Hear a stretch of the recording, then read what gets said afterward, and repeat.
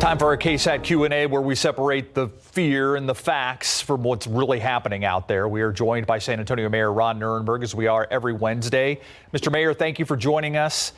Right off the top, I noticed during the briefing that County Judge Nelson Wolff said that he is signing a new executive order to close the county parks over Labor Day weekend. Are you looking at doing something, or have you done something similar for city parks already? Yeah, we haven't made that announcement yet, but we're going to stay coordinated. Obviously we're concerned, frankly, because we still have a very high positivity rate now, and we're hoping to get it down because Labor Day is upon us, as well as schools opening, and we know if that can go south in a hurry. So we want to make sure that we're coordinated and we keep away from large gatherings, and that's going to be one of those elements. So we're going to discuss it. But we'll be staying in alignment with Bexar County. What's your biggest concern as we head toward Labor Day? I mean, certainly there were lessons I hope that we all learned from the past couple holiday weekends over the summer, but what's weighing on your mind as we're looking at that long holiday? Complacency. That's the big challenge right now. There is no vaccine. There are no proven therapeutics, and people are fatigued, frustrated, out of work in many cases, and students want to get back to school. We want to see things like sports again, and we're in a situation now where all that hard work, wearing that masks and physical distancing and doing all the right things, is starting to move us in the right direction. So letting up too quickly can make us go right back into the deadly July that we were having, and I don't want that to happen. We certainly want schools to be open successfully and safely, and so that's going to require continued vigilance. You know, we had a town hall last night called Learning During a Pandemic, where we had a couple superintendents, a teacher, a student. I noticed that the Edgewood and South San ISDs have already said we're not going in person before October. Do you foresee the rest of the school districts doing that same thing? It really depends. Clearly, we are not meeting our indicators yet. How fast we get to the positivity rate, which needs to be below 5%, or the steady sustained decline, which needs to be 14 days or longer, depends on what happens over the next few weeks. If that happens, then we can begin to start opening schools in person, maybe not all the way, but in some degree of occupancy. So I expect those school districts that have a little bit more flexibility in terms of planning will wait a little longer to make that call. But clearly, those that are erring on the side of student and teacher and parent and community safety ought to be lauded for that.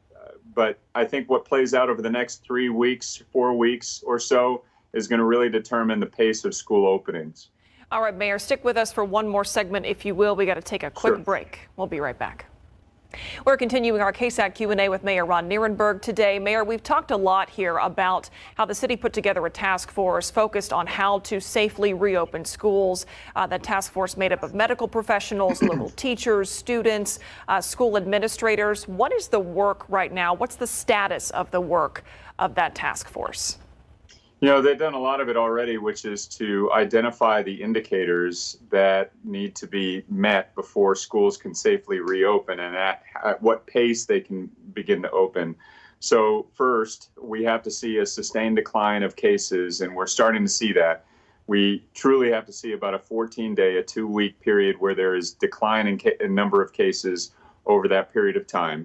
A big one is the the positivity of cases in the community. Of all the cases that come in, what percentage are positive? Of all the tests that are done, what percentage are positive? When we were at the peak in July, we were about 25%, which is very, very high for a community this size. It's now declined to about 12.7%. So a slow decline, but steady. We have to get it below 5% really to open up schools and other activities. And then, of course, how fast does it take to double the number of cases in our community? That number needs to go up, and we are above that threshold at this point, which is good, but we want to see that continue to move in that direction. So they talked about that. They talked about also what level of opening in terms of occupancy would be safe. And now it's a question of coming together and continuing to monitor those results and make any tweaks that are necessary. A lot of budget talk over the last few days, including, estimates like 2-3 years from now, what it will take to recover from this COVID pandemic. Are you getting a sense, and I want to talk more about this at 10 o'clock about the budget priorities, but are you getting a sense from your fellow members on the city council that they are willing to do the work it takes moving forward, or do you think some of these things are going to be a tough sell?